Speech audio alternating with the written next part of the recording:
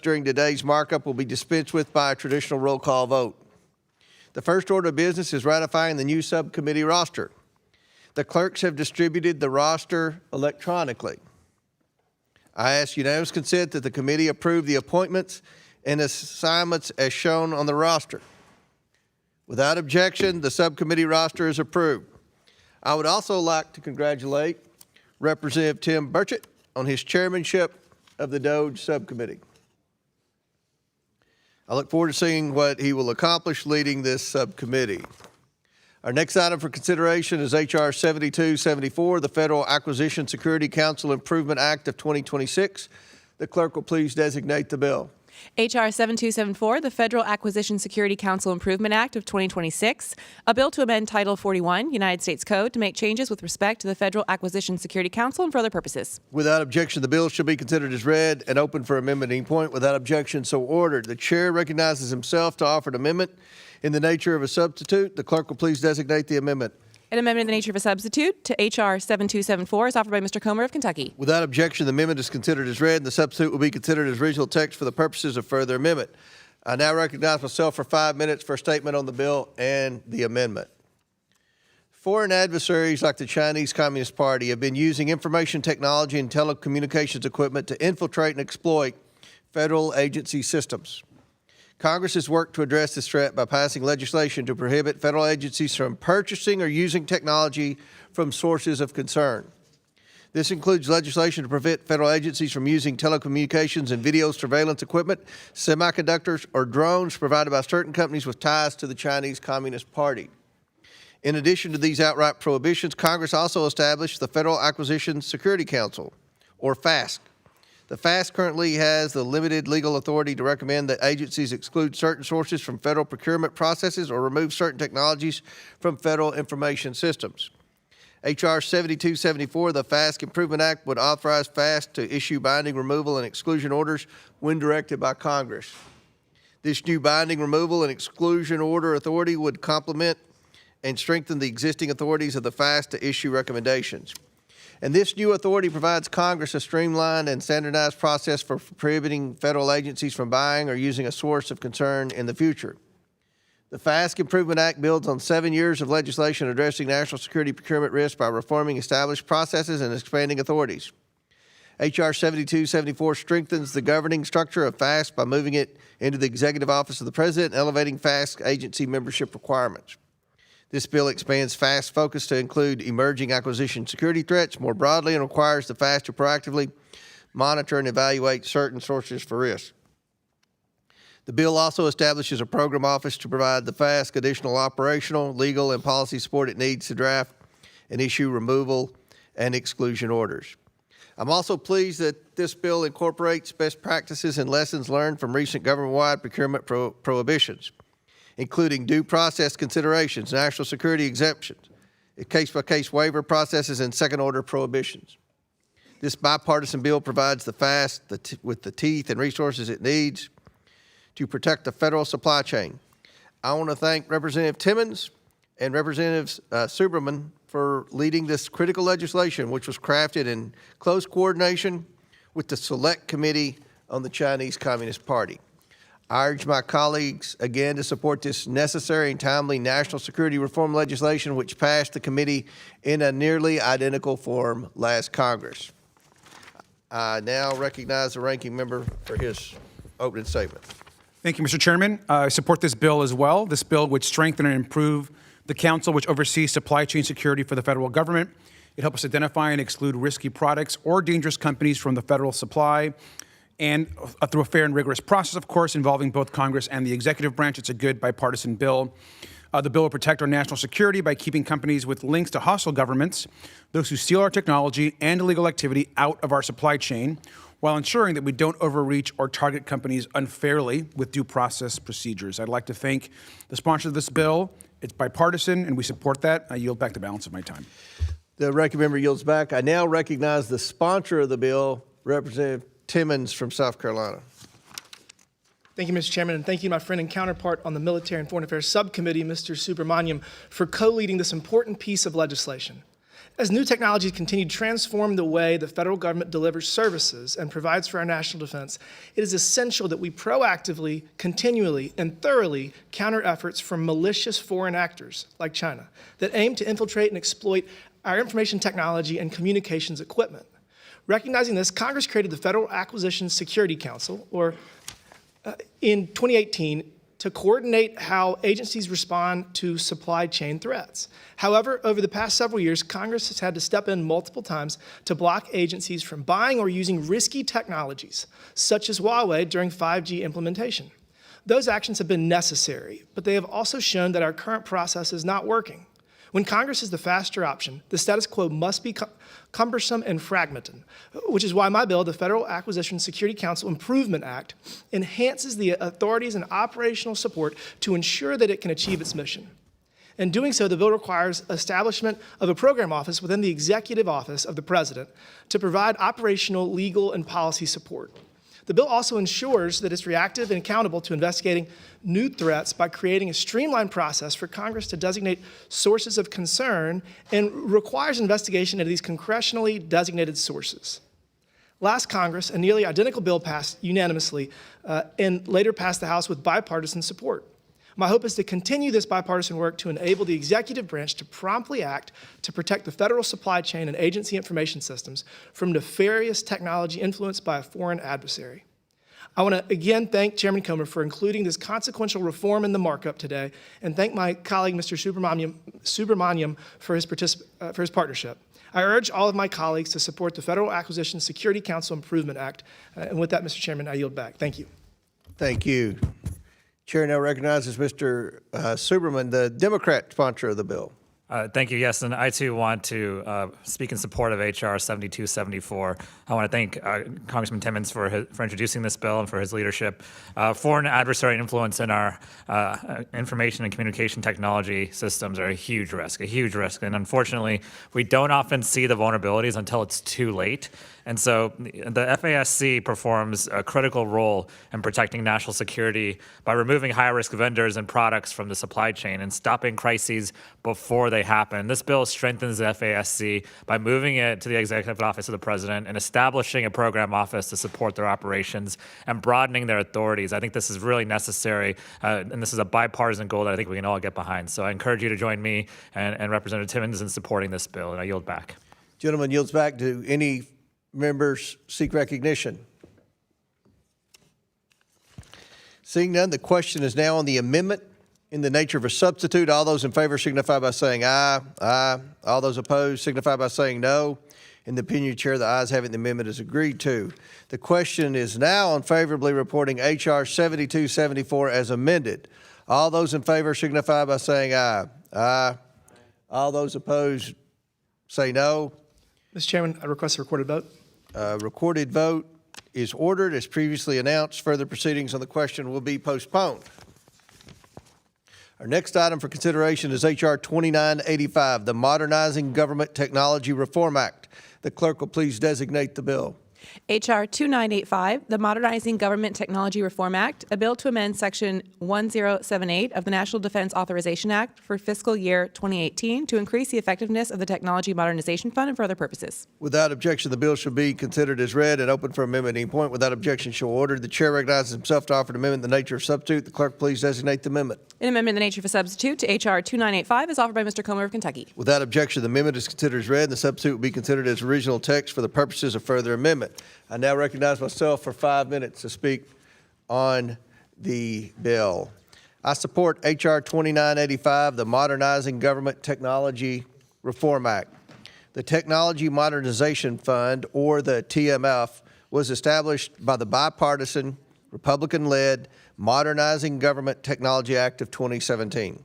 The TMF was established because of the immense challenges in planning and budgeting for large-scale federal legacy IT modernization projects to limitations presented by an annual appropriation cycle.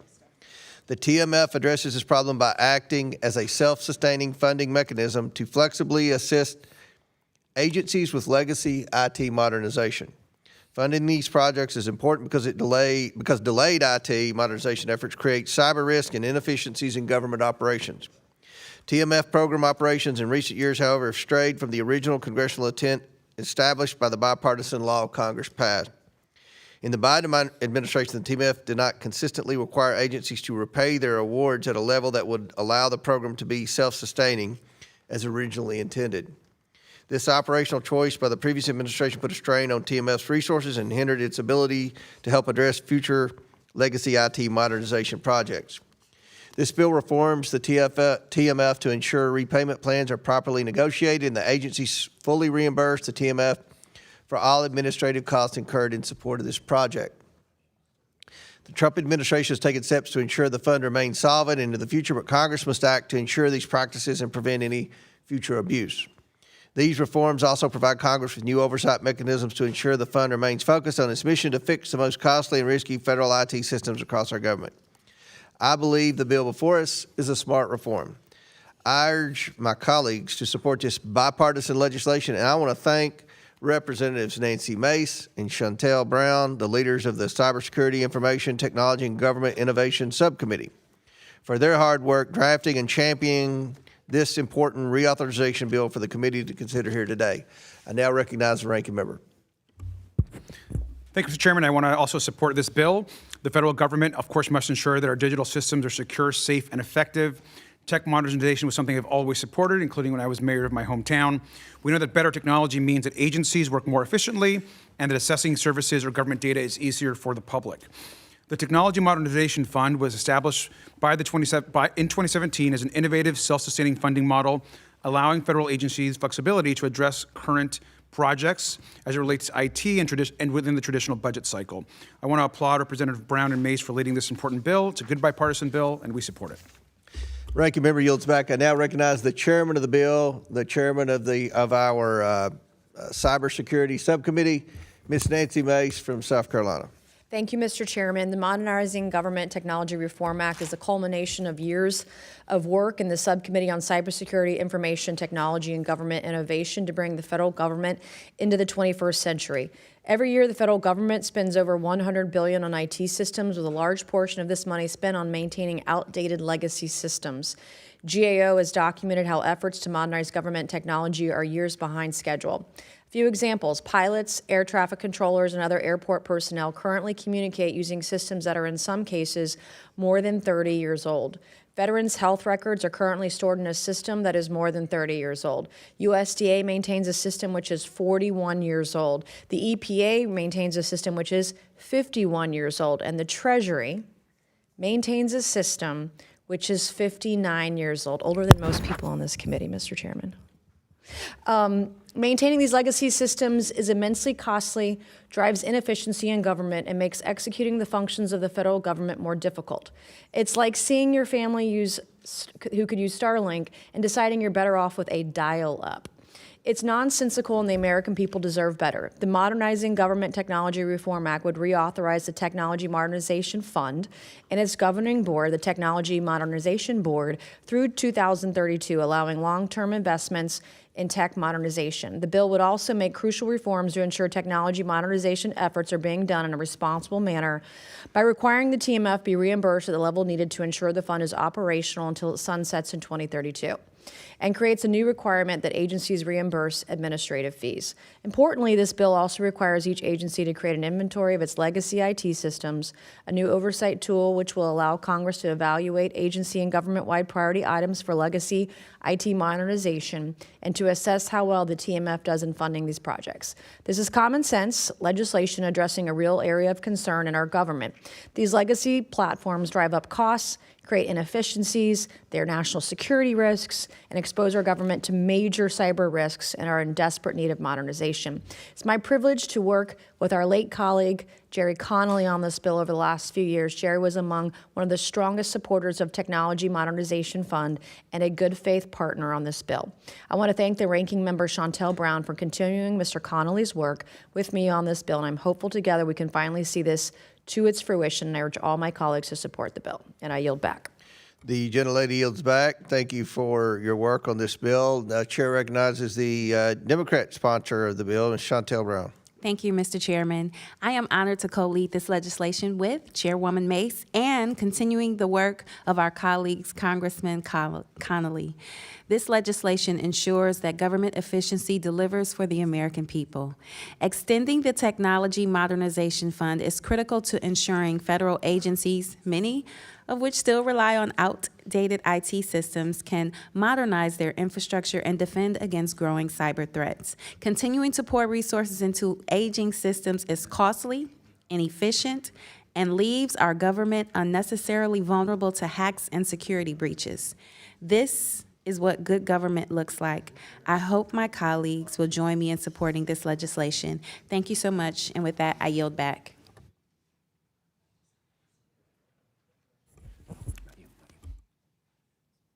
Gentlelady yields back. Thank you for your leadership on this bill. I know we have an amendment. Do any other members want to speak on the bill before we have an amendment? Seeing none, Chair, for what purpose do you seek recognition, Mr. Waukesha? Mr. Chairman, I have an amendment at the desk. Will the clerk please report? An amendment to the amendment of the nature of a substitute to H.R. 2985 is offered by Mr. Walkinshaw of Virginia. And without objection, the amendment is considered as read. I reserve a point of order. The gentleman is recognized for 5 minutes to explain his amendment. Thank you, Mr. Chairman. My amendment adjusts the TMF's repayment framework by extending the standard payback period from 5 to 7 years, while pairing that extension with added flexibility and stronger congressional accountability. I'm a strong supporter of the underlying legislation and want to thank Chairwoman Mace and Ranking Member Brown for their work to extend the TMF through 2032. I was here when we passed the Modernizing Government Technology Act. Some great members who worked on it, Mr. Connolly, Mr. Hurd, and others. As has been said, the TMF has provided more than $750 million to 45 IT modernization projects and is integral to securing and modernizing federal IT. Much of its success is due to the fact that in 2021, it received a historic influx of funds from the American Rescue Plan, and GSA changed the repayment requirements. That came at the urging of members of this committee, including Congressman Connolly, who recognized that some of those urgently needed high-impact projects wouldn't generate full repayment within the fund's standard 5-year window.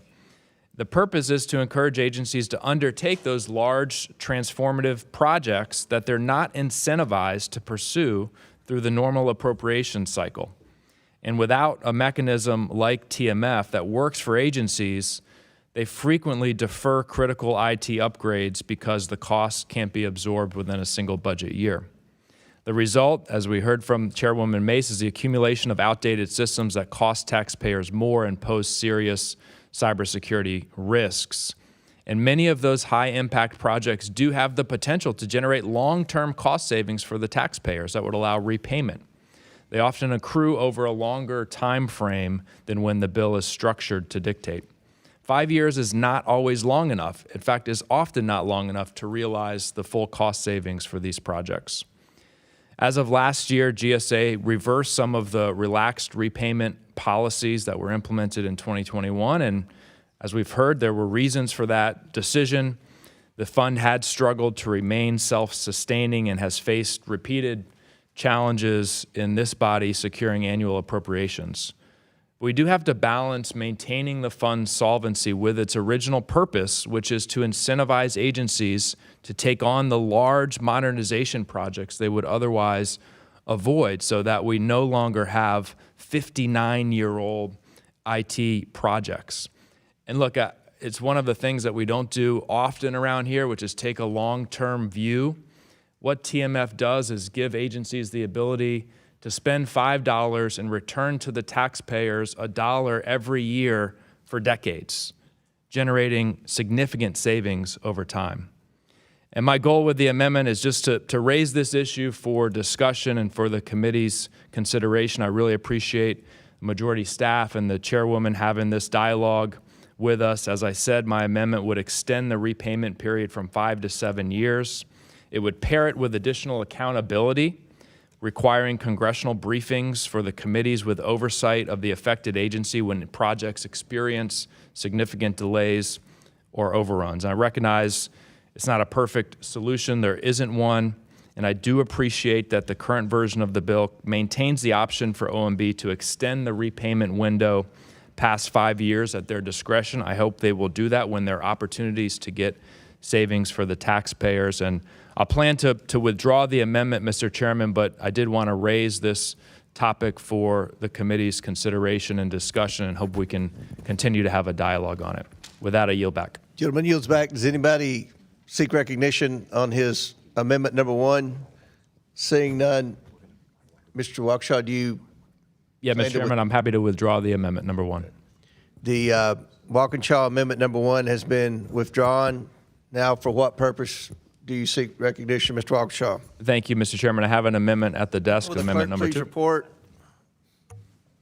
Amendment number 2 to the amendment in the nature of a substitute to H.R. 2985 is offered by Mr. Walkinshaw of Virginia. Without objection, the amendment is considered read. I reserve a point of order. The gentleman from Virginia is recognized for 5 minutes to explain his amendment number 2.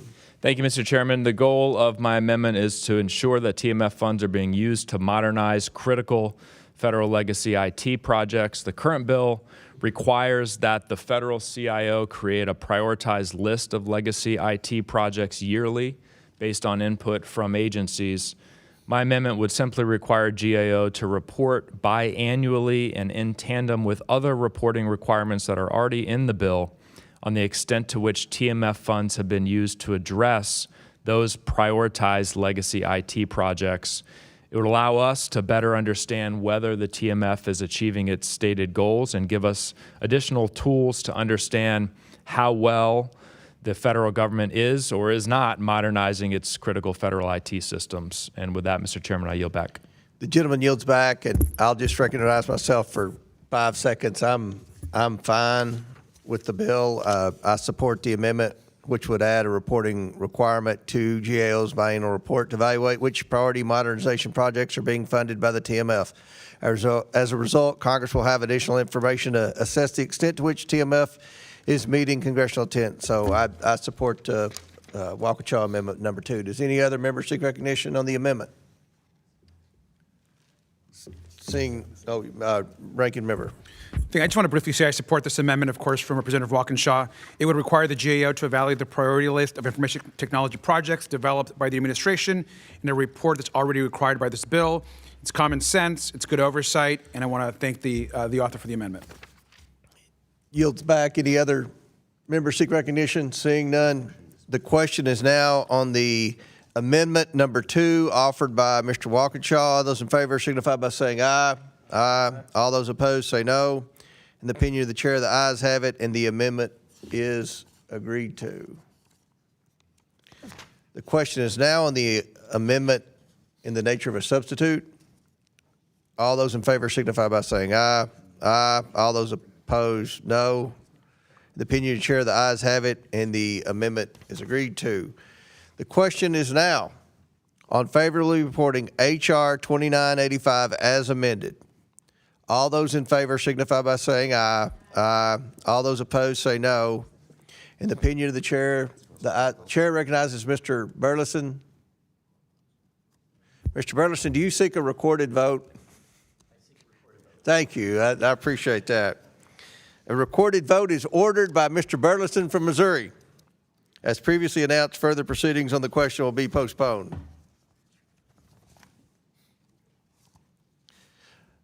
Our next item for consideration is H.R. 4123, the Federal Improvement in Technology Procurement Act. The clerk will please designate the bill. H.R. 4123, the Federal Improvement in Technology FIT Procurement Act, a bill to improve federal technology procurement and for other purposes. Without objection, the bill shall be considered as read and open for amendment at any point. Without objection, so ordered. The chair recognizes himself to offer an amendment in the nature of a substitute. The clerk will please designate the amendment. An amendment in the nature of a substitute to H.R. 4123 is offered by Mr. Comer of Kentucky. Without objection, the amendment is considered as read, and the substitute will be considered as original text for the purposes of further amendment. I now recognize myself for 5 minutes for a statement on the bill and the amendment. The Federal Improvement in Technology Procurement Act, or FIT Procurement Act, streamlines the procurement process for small businesses, ensures federal contracting officers are focused on larger acquisitions where the potential for waste, fraud, and abuse is high, and will unlock tens of millions of dollars in savings for taxpayers every year. The bill increases the micro purchase threshold, or the MPT, from $10,000 to $25,000, and increases the simplified acquisition threshold, or the SAT, from $250,000 to $500,000. As MPT transactions do not require the involvement of a federal contracting officer, increasing the MPT threshold is estimated by George Mason's Baroni Center for Government Contracting to save taxpayers more than $40 million annually in federal administrative costs. This increase will also allow contracting officers to spend more time scrutinizing larger acquisitions where the potential for waste, fraud, and abuse is far greater. Further purchases above the MPT and below the SAT threshold are subject to simplified procedures in order to reduce administrative costs and promise opportunities for small businesses. By increasing the SAT from $250,000 to $500,000, this bill provides even more opportunities for small businesses and reduces administrative burdens for small government contracts. The bill would also authorize advance payments for certain types of software and cloud computing products consistent with commercial practices. Advance payment authorization will save taxpayer dollars by allowing federal agencies to access discounts that are only available through upfront payments. I thank the sponsor of the bill, Representative Burleson from Missouri, and Representative Suberman for their leadership on this important government modernization legislation. I urge my colleagues to again support this important government efficiency reform legislation, which passed the committee unanimously last Congress. I now recognize the ranking member. Thank you, Mr. Chairman. I strongly support this bill. This bill, of course, will help agencies purchase technology more efficiently and make it easier for businesses to compete for federal contracts. The bill would require new training for certain federal employees who work on government contracts. It would also save taxpayer money by reducing the time officials spend on smaller and lower cost contracts. This is a good, common sense, bipartisan bill. Improving these partnerships and making contracts more efficient has always been a priority for many members of this committee, and I'm glad to support improving this process at the federal level. I want to thank Congressman Burleson and, of course, Congressman Subramaniam for this work. I want to urge all of our colleagues to support the bill, and I yield back. Gentleman yields back. The chair now recognizes the sponsor of the bill, Mr. Burleson from Missouri. Thank you, Mr. Chairman. Our hardworking taxpayers expect the federal government to be responsible stewards of their hard-earned dollars. They make tough financial decisions every day, and they rightly expect us to exercise the same discipline. Too often, our federal procurement system does the opposite. It rewards inefficiency, layers on unnecessary administrative burdens, and slows down agency operations, all at the expense of the taxpayer. These inefficiencies drive up costs and limit agencies' ability to deliver timely and effective results. My bill, the FIT Procurement Act, addresses these challenges through targeted, common sense reforms in the federal procurement process. Legislation focuses on reducing unnecessary administrative burdens, improving coordination across agencies, and strengthening the acquisition force through better training and clearer guidance. To improve workforce capability, the bill requires the Director of Federal Acquisition Institute to develop and implement cross-functional information and communication technology training for acquisition professionals. This ensures that those responsible for purchasing information and communication technology have the tools and the knowledge that they need to make smart and cost-effective decisions. The FIT Procurement Act also increases efficiency by expanding the use of simplified commercial-style purchasing. It raises the micro-purchase threshold from $10,000 to $25,000, and the simplified acquisition threshold from $250,000 to $500,000. Purchases under the micro-purchase threshold require no contracting officer involvement and significantly reduces the administrative overhead. Raising this threshold alone is estimated to save more than $40 million annually, while allowing contracting officers to focus on larger, higher-risk acquisitions where waste, fraud, and abuse is far greater. Increasing the simplified acquisition threshold further reduces the administrative costs and improves economic efficiency for small businesses competing for federal contracts. In addition, the FIT Procurement Act authorizes advanced payments for cloud computing services. This is just very common sense, allowing federal agencies to access the exact same upfront discounts that are commonly available to other businesses in the private sector, saving taxpayer dollars. Taken together, these reforms streamline procurement, reduce wasteful spending, and improve accountability without expanding government or creating a new bureaucracy, ultimately leading to disciplined acquisition practices and real savings for the American taxpayer. I urge my colleagues to support this, and I'll just make one final personal note is that for 20 plus years, I worked in the private sector in IT procurement for large hospital systems. And I can tell you that no private sector entity would ever have the thresholds as low as the federal government does, and would function this way. This is going to make the procurement process much more efficient. And with that, I urge my colleagues to support this legislation. And I greatly thank the chairman for the opportunity to pass this bill, and I yield back. Gentleman yields back. Great work. Chair now recognizes Mr. Suberman, the Democrat sponsor of the bill. Thank you, Mr. Chairman, and I want to thank Representative Burleson for his leadership on this. And I fully agree with him, and it was well said. I think raising the micro purchase threshold, the simplified acquisition threshold, I mean, this is common sense now. Things cost more money now, and it's been a while since we raised these thresholds. So this is a win-win for everyone. It's also going to lead to more opportunities for small businesses to compete for federal contracts, and most importantly, it's going to cut waste and save millions of dollars for taxpayers. And so I think it's common sense, and I'm glad it's bipartisan, and I look forward to seeing the support of the committee on this. So I yield back, and thank you, Mr. Burleson. Gentleman yields back. To any other members seek recognition on the bill? Chair recognizes Mr. Mfume from Maryland. Thank you very much, Mr. Chairman. I want to congratulate both of the sponsors of this legislation. This discussion has taken place in the Small Business Committee for at least the last 3 years, and to some extent in this committee. And the fact that now we are actually looking at providing oversight by streamlining acquisitions, threshold, and reforming the process, particularly when it comes to having in place discipline practices, is very, very significant. So this gets us a long way to where we have to go.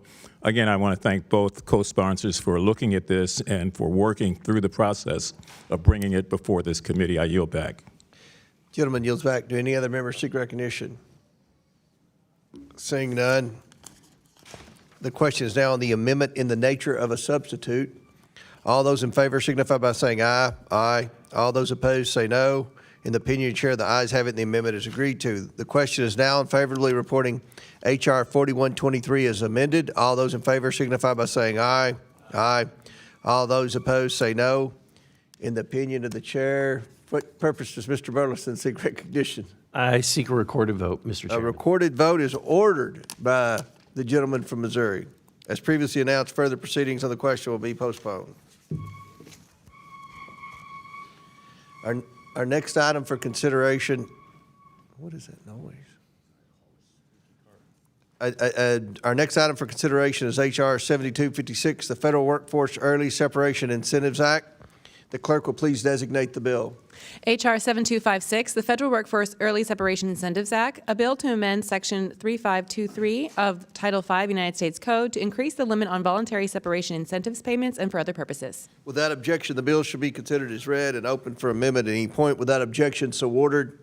The chair recognizes himself to offer an amendment in the nature of a substitute. The clerk will please designate the amendment. An amendment in the nature of a substitute to H.R. 7256 is offered by Mr. Comer of Kentucky. Without objection, the amendment is considered as read, and the substitute will be considered as original text for the purposes of further amendment. I now recognize myself for 5 minutes for a statement on, actually, I'll recognize the gentleman, the sponsor of the bill, Mr. Langworthy from New York. Thank you, Mr. Chairman. When taxpayers fund the government, they rightly expect efficiency, accountability, and results. And too often, outdated workforce structures and excessive bureaucracy prevent agencies from aligning staffing decisions with current mission needs. For more than 3 decades, federal agencies have relied on the Voluntary Separation Incentive Payment Program, or VSIP, to manage workforce reductions without layoffs or major disruptions. VSIP was designed to help agencies right-size their workforces, reduce payroll costs, and provide employees with voluntary and dignified paths to depart government service.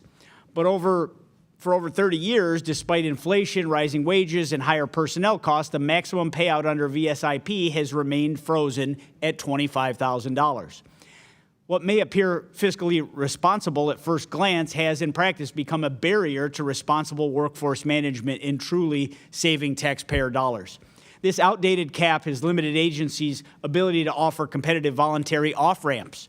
As a result, the federal government often misses opportunities to reduce payroll costs early and instead turns to more expensive and disruptive alternatives such as involuntary separations, extended administrative leave, or simply paying positions that no longer align with mission needs. This costs taxpayers more, creates uncertainty for employees, and leaves agencies with fewer options. The Federal Workforce Early Separation Incentives Act fixes this problem by modernizing VSIP caps and allowing agencies to offer incentives of up to 6 months' pay.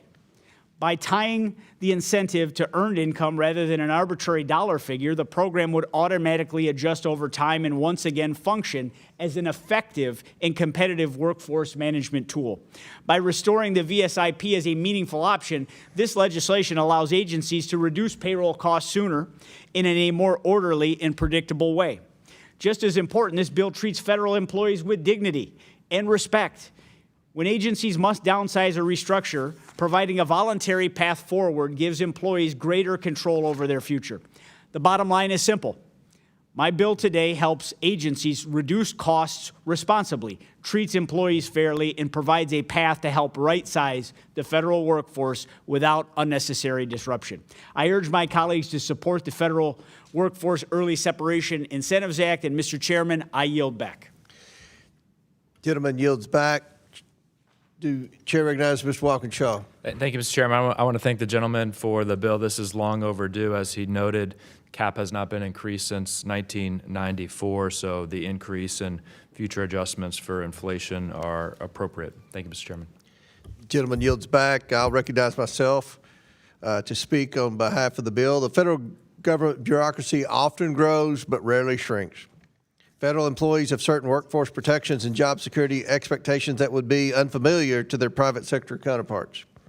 The American people elected President Trump to take control of the federal workforce, which has become bloated at the expense of efficiency and accountability to the taxpayer.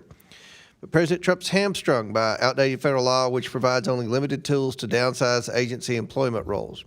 Exercising authorities for voluntary federal agency downsizing, such as voluntary separation incentive payments or VSIP authority, is often preferable to involuntary options such as implementing a cumbersome reduction in force process. The VSIP authority offers voluntary payments to incentivize employees to depart, effectively saving taxpayer money on salaries and benefits for the employee. Unfortunately, current law generally limits VSIP payments to $25,000, a figure that has not been updated in nearly 3 decades. Given the status quo, too many employees would choose not to take the offer, leaving taxpayers on the hook for their continued salaries and benefits. Mr. Langworthy's bill would expand this authority to make VSIP offers more attractive for downsizing agencies to offer their employees. It does so by increasing the payment limits to the equivalent of half of an employee's annual salary, a figure that will naturally grow with inflation. I want to thank my colleague, Mr. Langworthy, for offering this helpful government reform bill and urge my colleagues to support H.R. 7256. Do any other members seek recognition? Seeing none, the question is now on the amendment in the nature of a substitute. All those in favor signify by saying aye. Aye. All those opposed signify by saying no. In the opinion of the chair, the ayes have it. The amendment is agreed to. The question is now in favor of reporting H.R. 7256. As amended, all those in favor signify by saying aye. Aye. All those opposed signify by saying no. What purpose does Mr. Biggs from Arizona seek recognition? Mr. Biggs has ordered a recorded vote. As previously announced, further proceedings on the question will be postponed. Our next item for consideration is H.R. 7283, the Ensuring Federal Purchasing Efficiency Act. The clerk will please designate the bill. H.R. 7283, the Ensuring Federal Purchasing Efficiency Act, a bill to amend Title 41, United States Code, to amend the time period for certain acquisition-related dollar thresholds. Without objection, the bill shall be considered as read and open for amendment at any point. Without objection, so ordered. The chair recognizes himself to offer an amendment in the nature of a substitute. The clerk please designate the amendment. An amendment in the nature of a substitute to H.R. 7283 is offered by Mr. Comer of Kentucky. Without objection, the amendment is considered as read, and the substitute will be considered as original text for the purposes of further amendment. I now recognize myself for 5 minutes for a statement on the bill and the amendment. The Ensuring Federal Purchasing Efficiency Act is a simple, common-sense reform to government procurement. The Federal Acquisition Regulatory Council is required to adjust certain dollar thresholds, such as the simplified acquisition threshold, every 5 years. Everyone has seen how quickly the value of money can change in 5 years. The bill would simply require the thresholds be updated every 3 years instead of every 5 years. These dollar thresholds define the applicability of different policies, procedures, and restrictions to the procurement of property or services needed by federal agencies to achieve their missions. Raising these dollar thresholds more frequently saves taxpayer dollars on administrative costs and increases competition to do business with the government, especially for small businesses. I urge my colleagues to support this important government efficiency reform legislation. I want to thank Representative Fallon from Texas and Representative Walkinshaw for leading this bill. I now recognize Mr. Walkinshaw. Thank you, Mr. Chairman. I want to thank Mr. Fallon and very proud to co-lead H.R. 7283. This is a common sense bill that will make inflation-related adjustments for purchasing thresholds to define the applicability of different policies, procedures, and restrictions to the procurement of goods or services by government agencies. It allows the FAR to make these adjustments every 3 years instead of 5, which will help ensure that those purchasing requirements better reflect the real-world costs and realities. It has the potential to improve efficiency, generate savings, and increase small business participation across the federal procurement landscape. More frequent inflation adjustments to the FAR's micro-purchase threshold, for example, would better align federal purchasing authority with actual buying power, speed up contract awards that should reasonably qualify as micro purchases but currently do not due to inflation and the outdated thresholds. By preventing the exclusion of contracts that would otherwise qualify as micro purchases if the threshold reflected current purchasing power, the government can reduce administrative burden associated with the more complicated acquisition processes for the same good or services. It would improve small business participation and ensure that they're not excluded from using those simplified acquisition pathways because dollar thresholds haven't kept pace with inflation. And again, I want to thank Mr. Fallon for his great work on the bill, and I yield back.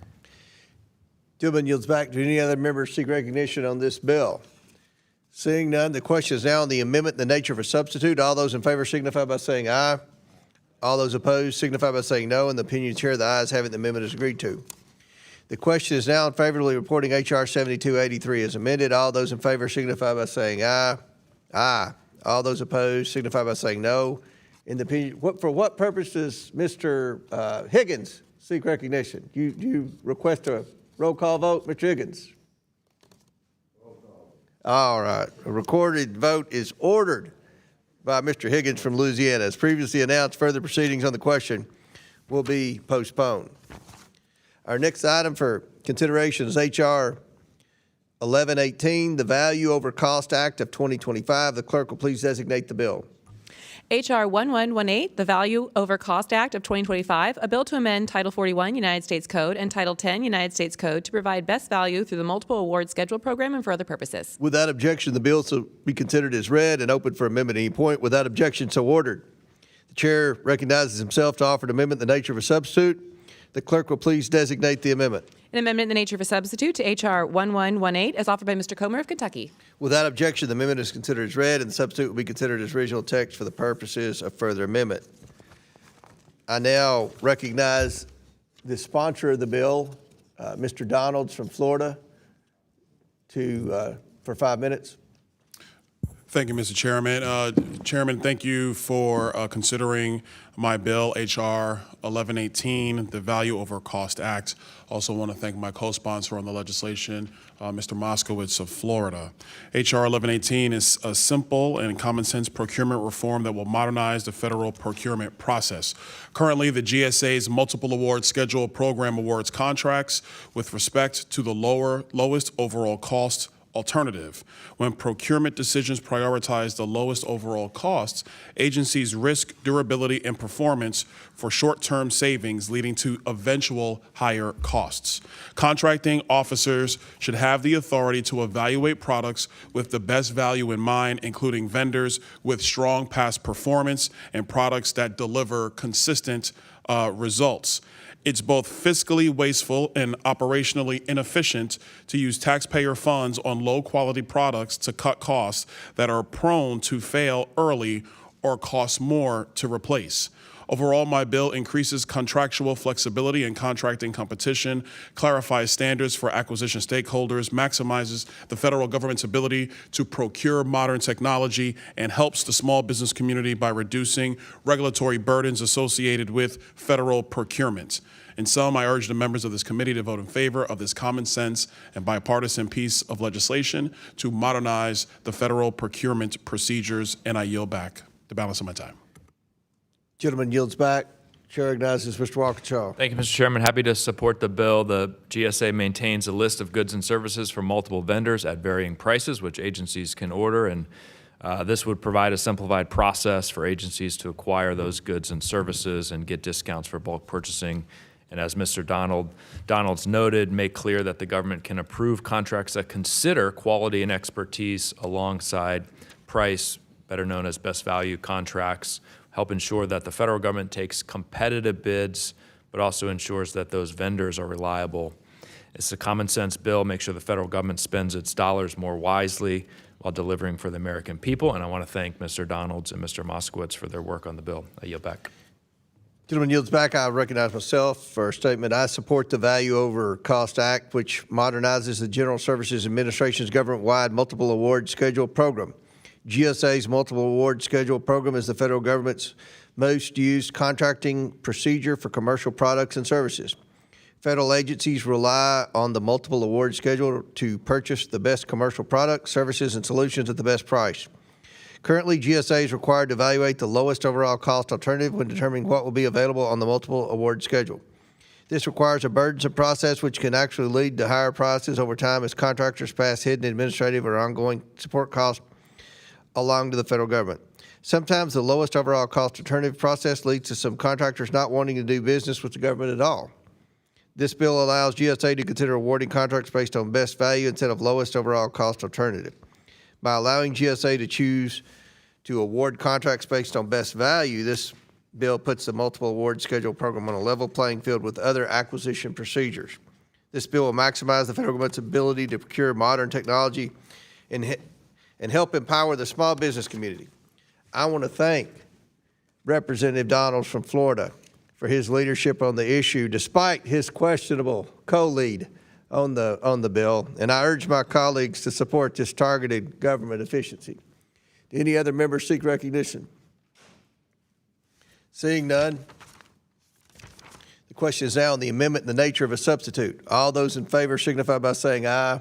Aye. All those opposed say no. In the opinion of the chair, the ayes have it. The amendment is agreed to. The question is now in favorably reporting H.R. 1118 as amended. All those in favor signify by saying aye. Aye. All those opposed signify by saying no. For what purpose does Mr. Crane seek recognition? Recorded vote is ordered by Mr. Crane from Arizona. As previously announced, further proceedings on the question will be postponed. And that was all you, Mr. Donalds. Our next item for consideration is H.R. 5438, the Incentivized Savings Act. The clerk will please designate the bill. H.R. 5438, the Incentivized Savings Act, a bill to incentivize federal agencies to create savings for the American people and for other purposes. Without objection, the bill shall be considered as read and open for amendment at any point. Without objection, so ordered. The chair recognizes himself to offer an amendment in the nature of a substitute. The clerk will please designate the amendment. An amendment in the nature of a substitute to H.R. 5438 is offered by Mr. Comer of Kentucky. Without objection, the amendment is considered as read, and the substitute will be considered as original text for the purposes of further amendment. I now recognize myself for 5 minutes to speak on the bill. Federal agency spending continues to grow while the national debt continues to rise. We're in a grave financial situation, which requires innovative solutions. The Incentivized Savings Act addresses a perverse incentive presented by the annual federal budgeting system. Agencies are incentivized to spend every dollar they are appropriated before the end of each fiscal year, even if they don't actually need to. It's an open secret in Washington. Agencies fear that their budgets will be reduced if they do not completely spend all appropriated dollars, so they wastefully spend money on things they don't actually need before the end of the fiscal year. The Incentivized Savings Act intends to flip such a use it or lose it incentive. This bill would authorize agencies to retain 49% of their expiring funds for an additional year, thereby incentivizing agencies to save such appropriated funds instead of spending them on things they don't need. 2% would be made available for retention bonuses, rewarding employees who identified appropriated funds as wasteful. And 49% of the identified expiring funds go toward paying down the national debt. I want to thank Representative Richard McCormick for taking the incentive to raise a taxpayer savings proposal for this committee's consideration. I now recognize Mr. Walkinshaw. Thank you, Mr. Chairman. I strongly oppose this legislation. Despite advocating for agency incentives to identify savings, it contains significant legal, constitutional, and technical problems that would make it both harmful and unworkable. The Trump administration, as we know, has taken drastic actions to illegally withhold and impound funds that it's opposed to in violation of appropriations law. And this is a bill that would actually incentivize those actions. The GAO has already found at least 5 instances to date of the Trump administration violating the Impoundment Control Act, the law, and more of those decisions could come in the future. The administration illegally froze and cut federal funding for 5 states. OMB also announced a government-wide initiative to identify federal spending provided to state, local, and tribal governments, colleges, and nonprofits in 14 states and D.C. that all voted against President Trump in the 2024 election. This bill would signal to the Trump administration that it endorses their illegal impoundment and withholding of funds that belong to the American people, undermining Congress's power of the purse, and it would reward those actions. All congressional appropriations that have not been spent by the end of its appropriation are already returned to the Treasury. This bill instead splits those unexpended funds, where less than half would return to the Treasury. Another 49% would be extended for another year, and 2% would be paid to employees in the form of retention bonuses. Rather than producing savings, CBO will likely estimate a high score for this bill. It will cost money.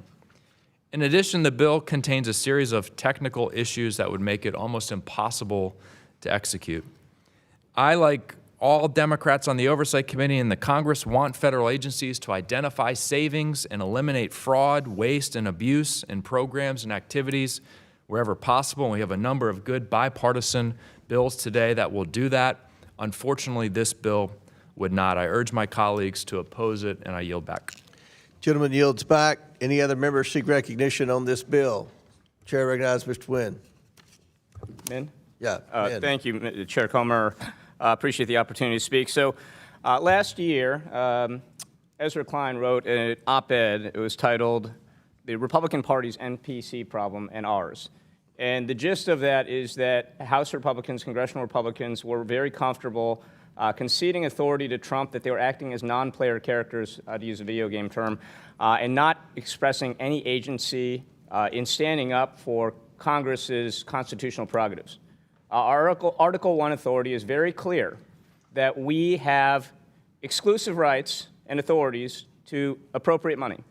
And what we've seen over the last 12 months is Donald Trump and this administration, Elon Musk, who's an on-again, off-again buddy of Trump, deciding that they're going to illegally and unconstitutionally infringe upon our Article 1 appropriations authority. And this bill, as Rep. Walkinshaw eloquently expressed, incentivizes future administrations to do the exact same thing. And so I would urge my Republican colleagues to not be non-player characters, to stand up for our constitutional rights here. This is a permanent infringement that you are authorizing and incentivizing. You are basically telling the Trump administration and future administrations that they can ignore Congress, their agencies can withhold funding, and that will just be fine. And in the future, it might be to states like yours, some of the states you represent. It might be to programs that you care about. And so I urge my Republican colleagues to stand up. This bill is just poorly constructed. It is poorly thought out. It creates adverse incentives and really ex post facto authorizes and condones the unconstitutional and illegal behavior we've seen in violating the Impoundment Control Act and infringing upon our Article I authority. So stand up for our constitutional rights, be members of Congress, protect our constitutional authorities here. With that, I yield back. Chair recognizes you have a unanimous, Chair, for what purpose does Mr. Walkinshaw seek recognition? Thank you, Mr. Chairman. I ask unanimous consent to enter into the record a letter from CREW, the Project on Government Oversight, Protect Democracy and Public Citizen, which states that the Incentivized Savings Act would, quote, create fiscal chaos rather than fiscal savings. Without objection, so ordered. Chair recognizes Ms. Randall. Thank you, Mr. Chair. I support responsible use of taxpayer dollars, but Congress, not the executive branch, controls federal spending. At a time when this body, under Republican leadership, has chosen to cede our congressional authority over and over and over again to the president, this bill is the exact opposite of what we need. Congress, all of us, need to stand up for our constitutional mandate and protect our appropriations authority, pure and simple. Russ Vought, the head of the OMB and the architect of Project 2025, has been wreaking havoc across our communities by illegally withholding funds, rescinding grants, and reallocating money without the authorization of Congress. From the very beginning of last year, right after Trump's inauguration, we heard from organization after organization after organization in our communities who unexpectedly had their funds frozen and have lived in chaos ever since. That's why the very first bill I introduced was the Office of Management and Budget Inspector General Act. We have to ensure that independent, nonpartisan oversight of the OMB exists so that we can prevent unlawful withholding of funds. H.R. 5438, the bill we are debating today, does the opposite. It rewards agencies for not spending funds Congress has already appropriated, encouraging illegal impoundment. GAO, an independent, nonpartisan watchdog, has found multiple violations of the Impoundment Control Act. Mr. Min laid them out, Mr. Walkinshaw laid them out. We have to stand up for our congressional authority. Congress should not enable this behavior. This bill would increase spending, not reduce it, and it would continue to give this rogue administration a blank check. I oppose the Incentivized Savings Act, and I urge my colleagues to do the same. I yield back. Mr. Chairman, I support this bill. Our republic is $38 trillion in debt. That's $38,000 billion. If we were to run a $1 billion surplus, balance the budget, and run a $1 billion surplus in this body, it would require 38,000 years of billion-dollar surplus. We don't have 38,000 years to fix this thing. We have to rein in federal spending, eliminate waste, fraud, abuse, and theft.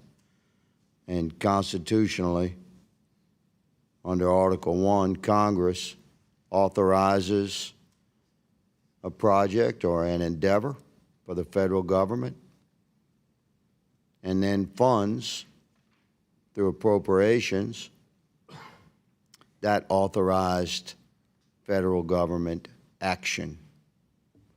And then under Article 2, the executive branch has administrative authority, and they're responsible for spending the money and executing the federal endeavor that was authorized and funded by Congress. And within the framework of the execution of that federal endeavor, the executive branch has a responsibility to audit the bureaucratic performance of that authorized and funded endeavor, and they're responsible to identify what's cited in this law as incompetence and failure. and we have a responsibility to control the expenditures therein. Money that Congress authorizes and appropriates for a particular purpose must be executed in a manner that's reflective of an absence of incompetence and failure, waste, fraud, abuse, and theft. This is common sense. So the American citizenry that we serve, Mr. Chairman, demands enhanced control of their treasure, because it is their treasure. There's no such thing as federal money. Every dollar that comes into this town has been seized from the paycheck of an American working citizen. I vigorously support this bill and many like it that codifies the efforts of President Trump's team and this executive branch, which is determined to eliminate waste, fraud, abuse, and theft from the federal sphere of spending that has driven us to a $38 trillion debt. Mr. Chairman, I yield. I want to thank the gentleman for his comments. Any other members seek recognition? Seeing none, the question is now on the amendment in the nature of a substitute. All those in favor signify by saying aye. Aye. All those opposed say no. In the opinion of the chair, the ayes have it. The amendment is agreed to. The question is now favorably reporting H.R. 5438 as amended. All those in favor signify by saying aye. Aye. All those opposed signify by saying no. In the opinion of the chair, the ayes have it, and the bill is ordered favorably. Mr. Chair, recorded vote, please. Okay, the gentleman from Louisiana, Mr. Higgins, has ordered a recorded vote. As previously announced, further proceedings on the question will be postponed. Our next item for consideration is H.R. 5000, the Cybersecurity Hiring Modernization Act. The clerk will please designate the bill. H.R. 5000, the Cybersecurity Hiring Modernization Act, a bill to amend Title V, United States Code, to limit the use of educational requirements or qualifications in evaluating candidates for certain cybersecurity positions in the competitive service and for other purposes. Without objection, the bill should be considered as read and open for amendment at any point. Without objection, so ordered. The chair recognizes himself to offer an amendment in the nature of substitute. The clerk, please designate the amendment. An amendment in the nature of a substitute to H.R. 5000 is offered by Mr. Comer of Kentucky. Without objection, the amendment is considered as read. The substitute will be considered as original text for the purposes of further amendment. I now recognize myself for 5 minutes for a statement on the bill. The federal government relies on cybersecurity professionals to protect personally identifiable information, defend against cyber threats, and build secure government technology. To ensure this work is done effectively, the federal government desperately needs to hire more exceptionally qualified cybersecurity experts. But historically, for many cybersecurity jobs, the federal government has effectively required applicants achieve a certain level of education to even be considered for employment, regardless of their actual skill sets and expertise. This posture prevents the government from hiring the best and brightest cybersecurity professionals. Many experts have the right technical skills and experience, but federal hiring managers are not even allowed to consider them because they lack a formal college degree. The Cybersecurity Hiring Modernization Act reforms this process to allow federal agencies to hire qualified cybersecurity professionals, those the right knowledge and skills, even if they lack an expensive and sometimes unnecessary college degree. I urge my colleagues to support this timely, necessary, and bipartisan bill, which passed the committee unanimously last Congress. And I thank Representative Nancy Mace and Shontel Brown, the leaders of the Cybersecurity, Information Technology, and Government Innovation Subcommittee, for championing this federal hiring reform bill. Does any other member seek recognition on the bill before I recognize the sponsor? The chair recognizes the sponsor of the bill, Ms. Mace. Thank you, Mr. Chairman. Degree requirements function as a poor substitute for what actually matters in the labor market: merit, skills, and talent. A diploma may signal someone mostly showed up somewhere for a few years, but it does not reliably indicate whether a worker can perform the tasks a job requires, adapt to new technologies, or contribute productively. Hiring in today's federal cybersecurity workforce too often mistakes credentials for competence from working in federal cybersecurity jobs. Too often, talented young people who excel at computer science and cybersecurity are barred from competing for opportunities to compete for jobs in the federal cybersecurity workforce simply because they lack a piece of paper from a four-year college or university. Today, college dropouts like Mark Zuckerberg or Larry Ellison would have a hard time getting an entry-level cybersecurity job in the federal government.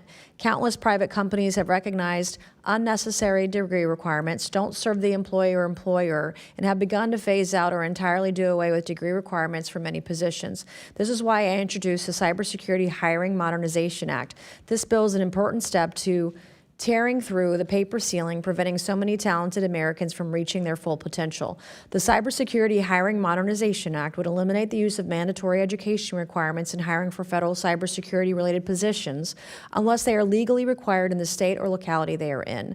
My bill also requires the Office of Personnel Management to annually publish online changes to education qualification standards for federal cybersecurity jobs and information about the education level of new hires to these jobs. Nationwide, there is a shortage of approximately 500,000 cybersecurity professionals in the public and private sector. On top of this, in the federal workforce alone, there are 5 times more cybersecurity workers over the age of 55 than there are under the age of 30, with just 1 in 16 under the age of 30.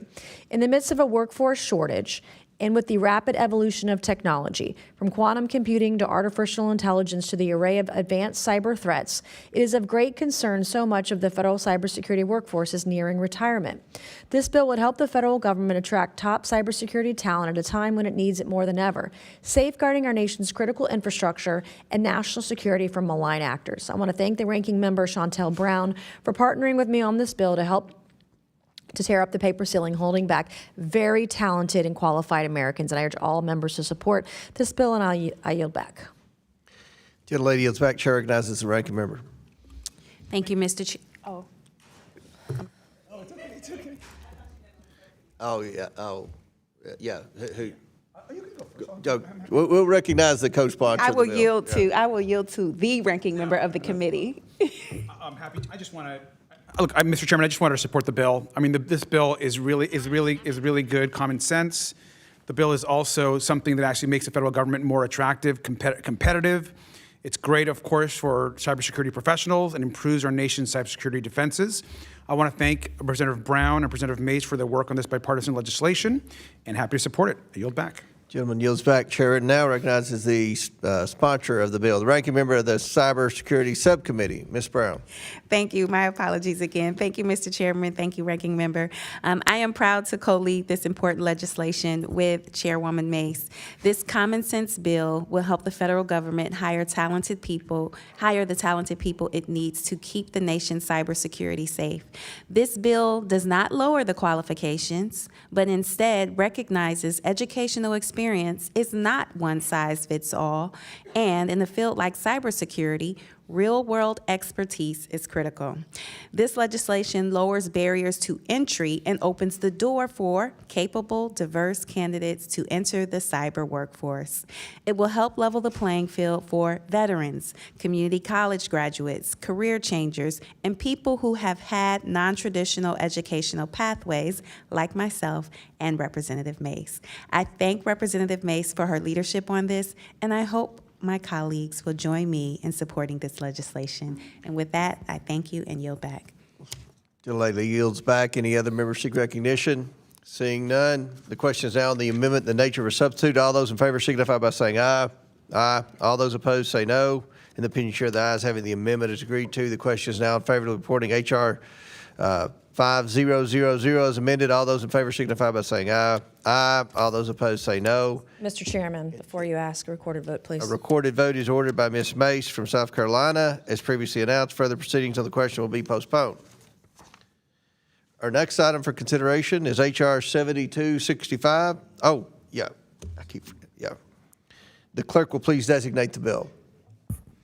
H.R. 7265, the Vote by Mail Tracking Act, a bill to amend Title 39 United States Code to require mail-in ballots to use the Postal Service barcode service and for other purposes. Without objection, the bill shall be considered as read and open for amendment at any point. Without objection, so ordered. The chair recognizes himself to offer an amendment in the nature of substitute. The clerk will please designate the amendment. An amendment in the nature of a substitute to H.R. 7265 is offered by Mr. Comer of Kentucky. Without objection, the amendment is considered as read, and the substitute will be considered as original text for the purposes of further amendment. I now recognize myself for 5 minutes for a statement on the bill and the amendment. Every American citizen who votes deserves to know that their vote has been counted and their voice has been heard. This bill, the Vote by Mail Tracking Act, would ensure that this is the case. H.R. 7265 requires that all ballots for federal election mailed within the United States to or from a voter contain a Postal Service barcode.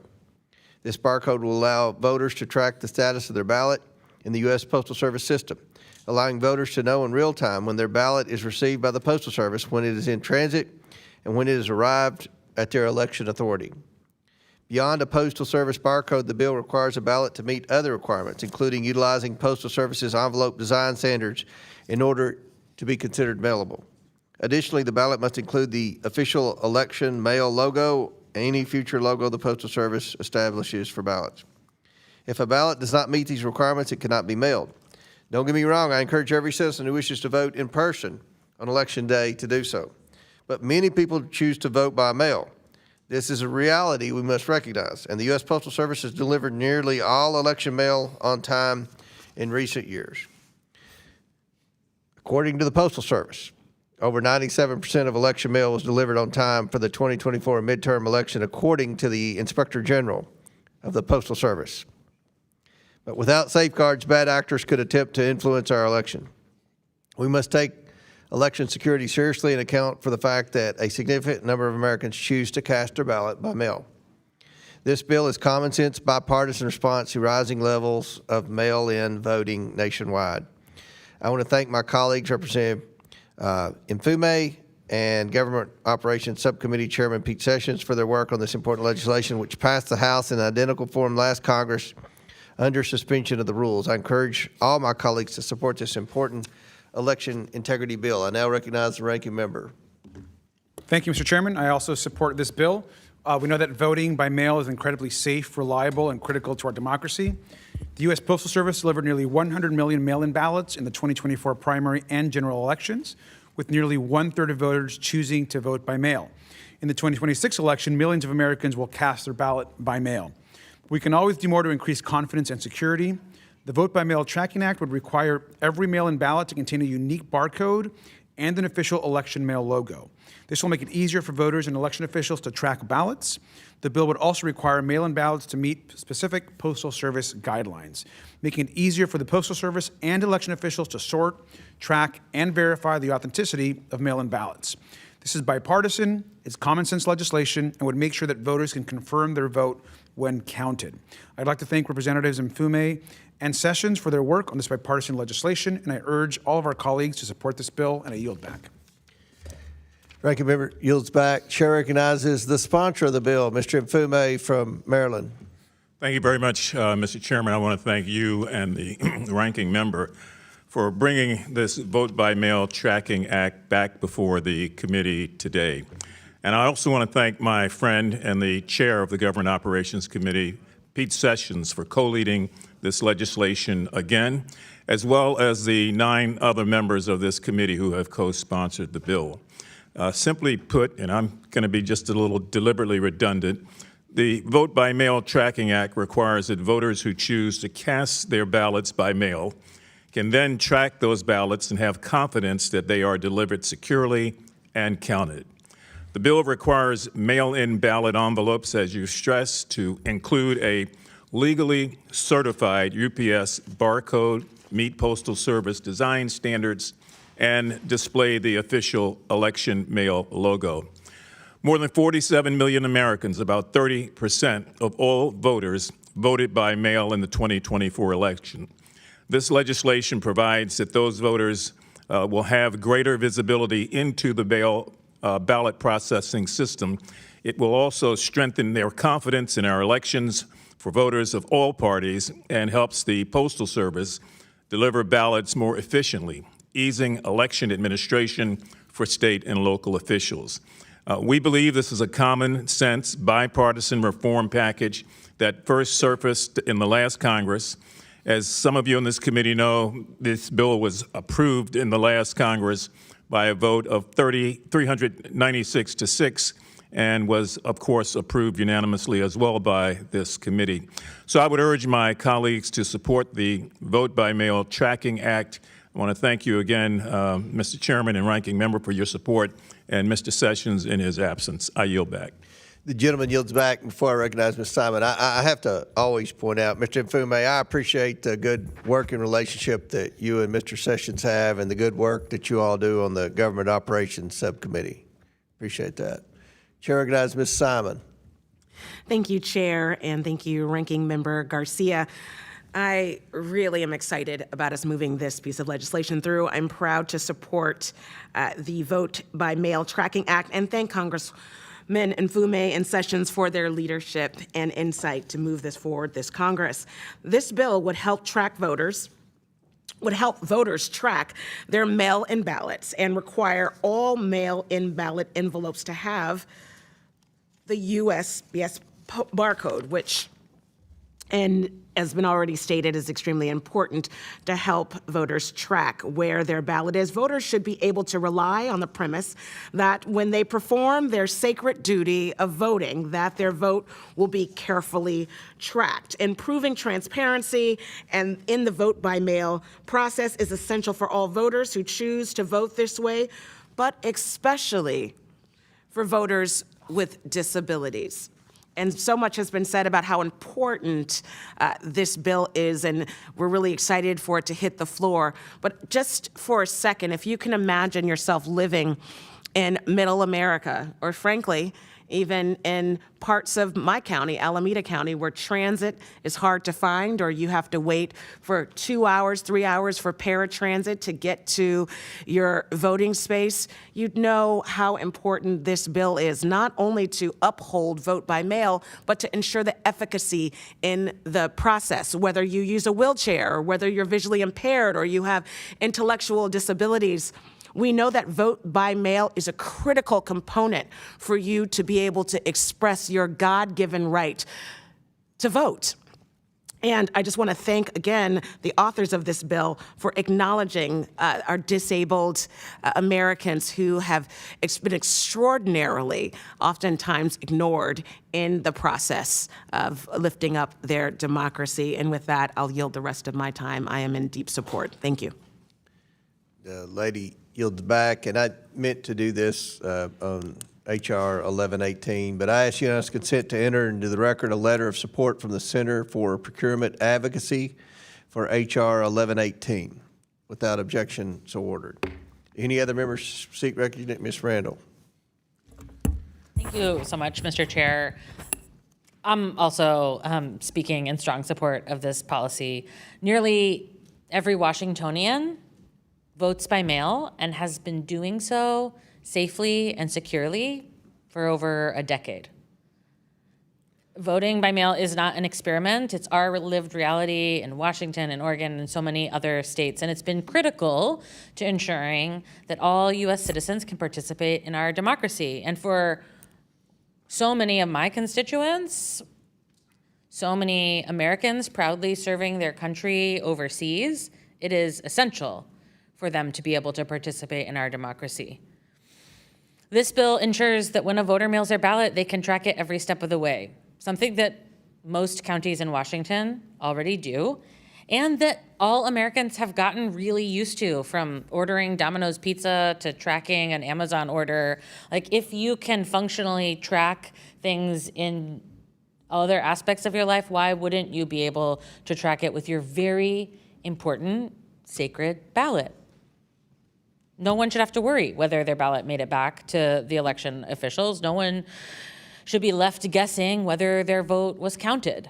Ballot tracking provides transparency and peace of mind, and this bill is so important that in ensuring that we have secure and reliable and trustworthy elections. This bill doesn't change who can vote or how ballots are counted. It doesn't advantage one party or the other. It simply modernizes election infrastructure using tools that the Postal Service already uses every day. It also helps election administrators identify mail delays and resolve issues quickly, and allows a voter who is able to identify maybe that their ballot didn't make it all the way to follow up. That's an incredible sense of empowerment that all of our constituents deserve. Democracy works the best when people trust it. Washington has shown this can work effectively. Some of our county auditors even live stream their vote counting rooms so that anyone can watch them. It's, welcome to the modern world. And I urge all of my colleagues to support the Vote by Mail Tracking Act. I yield back. Thank you. Lady yield back. Any other members seek recognition? Seeing none. Question is on the amendment in the nature of a substitute. All those in favor signify by saying aye. Aye. All those opposed say no. In the opinion of the chair, the ayes have it. The amendment is agreed to. Chair, request of order. Okay, you meant on the next one. That was yeah, right? Okay. The question is now unfavorably reporting H.R. 7265 as amended. All those in favor signify by saying aye.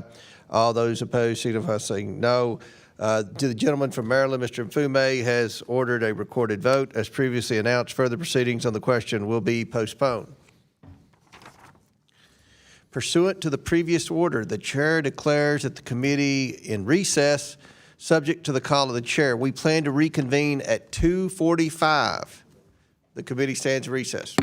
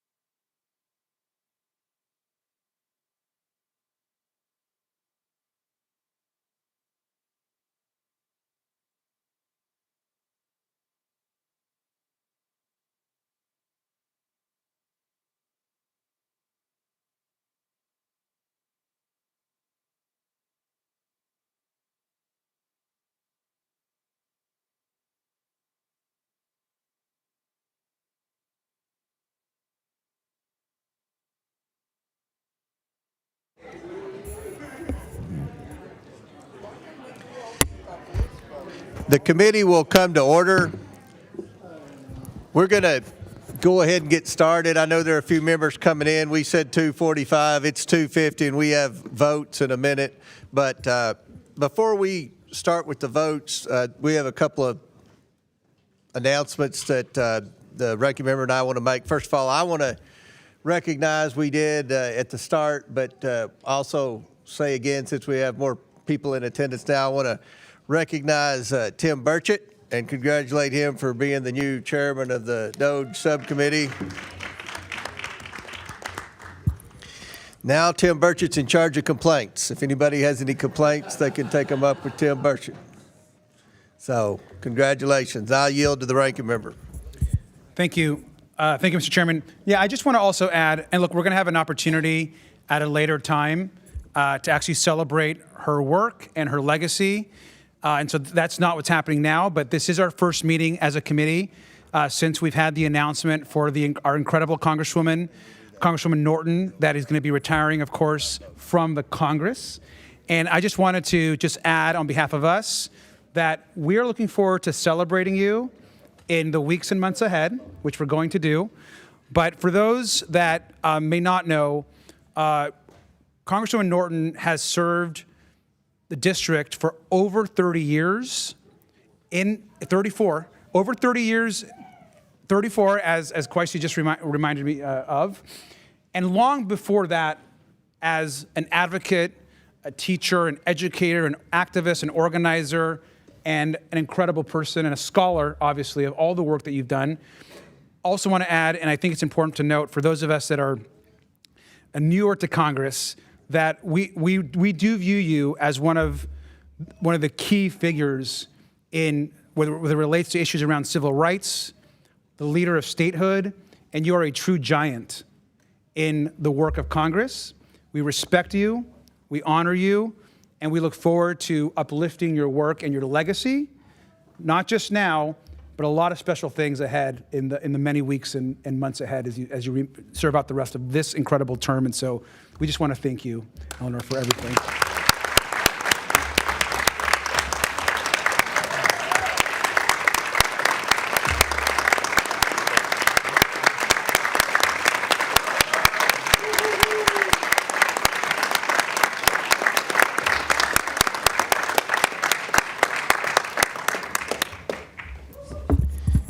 All right, gentleman yields back. And Ms. Norton, on behalf of the Republicans, we want to thank you for your service. And you are a legend in Congress, and we appreciate all your time in Washington, especially on the House Oversight Committee. So, the question is now on favorably reporting H.R. 7274.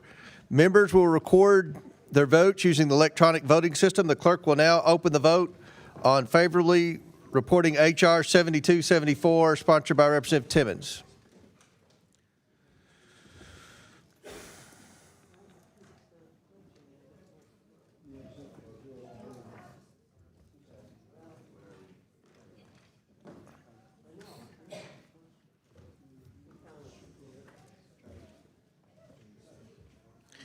Have all members been recorded who wish to be recorded? Okay, we got a few. Does any member wish to change their vote? Seeing none, the clerk will, the vote's closed, and the clerk will report the vote total. Mr. Chairman, on this vote, the ayes are 40, the nays are 1. The ayes have it, and the bill is ordered favorably reported. Without objection, the motion to reconsider is laid on the table.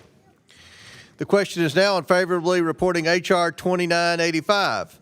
Members will record their votes using the electronic voting system. The clerk will now open the vote on favorably reporting H.R. 2985 by Representative Bass.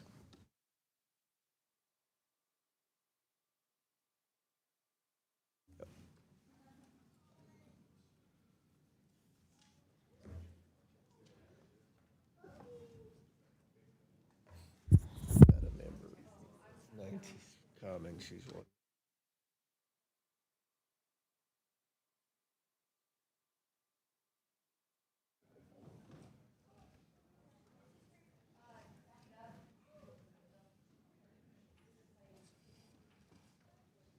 Is she on the phone?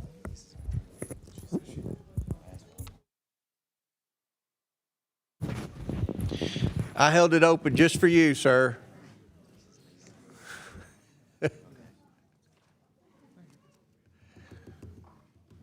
And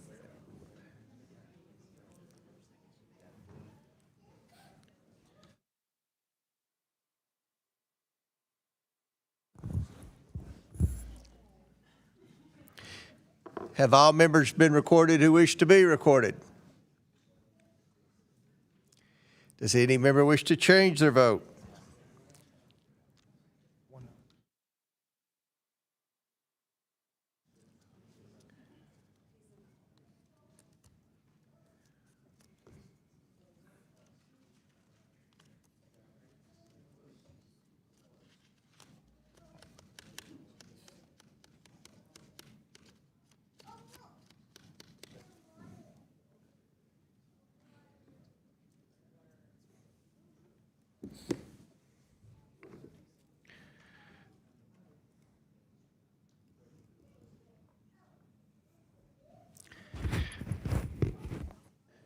The clerk will close the vote and report the vote total. Mr. Chairman, on this vote, the ayes are 42, the nays are 0. The ayes have it, and the bill is ordered favorably reported. Without objection, the motion reconsidered is laid on the table. The question is now on favorably reporting H.R. 4123. Members will record their votes using the electronic voting system. The clerk will now open the vote on favorably reporting H.R. 4123. Mr. Burleson.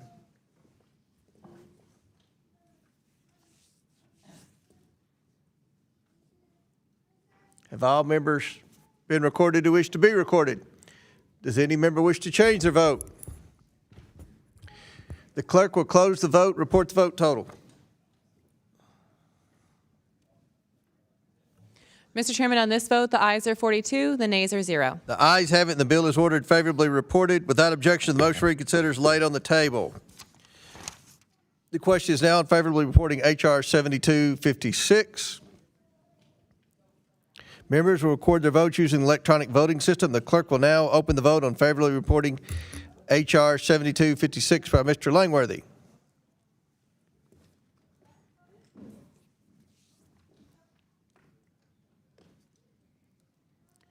Does any member wish to change their vote? The clerk will close the vote and report the vote total. Mr. Chairman, on this vote, the ayes are 43, the nays are 0. The ayes have it. The bill is ordered favorably reported. Without objection, the motion reconsidered is laid on the table. The question is now on favorably reporting H.R. 7283. Members record their votes using electronic voting system. The clerk will now open the vote on favorably reporting H.R. 7283 by Representative Fallon.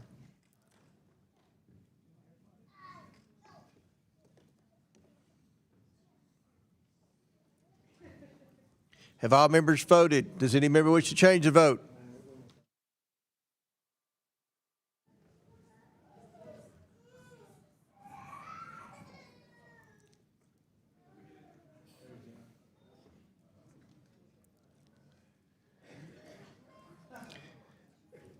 Have all members been recorded? The clerk will close the vote and report the vote total. Mr. Chairman, on this vote, the ayes are 44, the nays are 0. The ayes have it. The bill is ordered favorably reported. Without objection, the motion reconsidered is laid on the table. The question is now on favorably reporting H.R. 1118. Members will record their votes using the electronic voting system. The clerk will now open the vote on favorably reporting H.R. 1118 by Representative Donalds.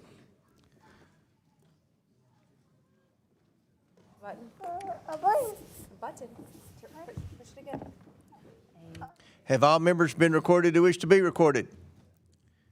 Does any member wish to change their vote?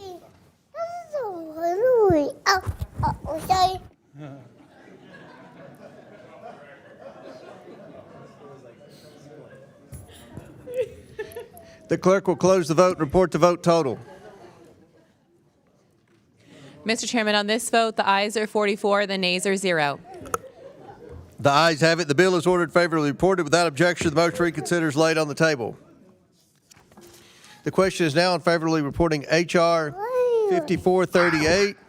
Members will record their votes using electronic voting system. The clerk will now open the vote on favorably reporting H.R. 5438 by Representative McCormick.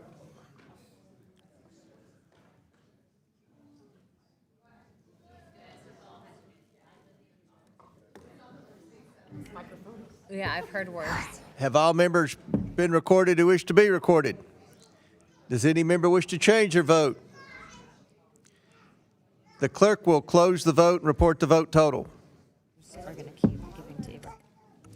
Mr. Chairman, on this vote, the ayes are 25, the nays are 19. The ayes have it. The bill is ordered favorably reported. Without objection, the motion to reconsider is laid on the table. The question is now on favorably reporting H.R.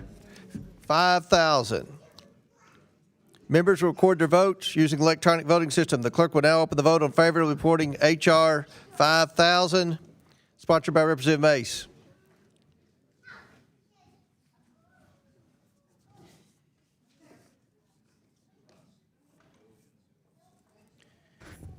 Have all members been recorded who wish to be recorded?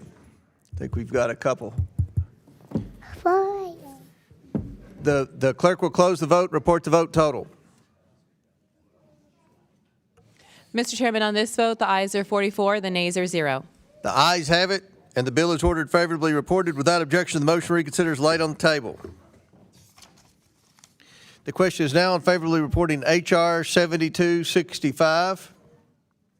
Members will record their votes using electronic voting system. The clerk will now open the vote on favorably reporting H.R. 7265, sponsored by Representative Mfume.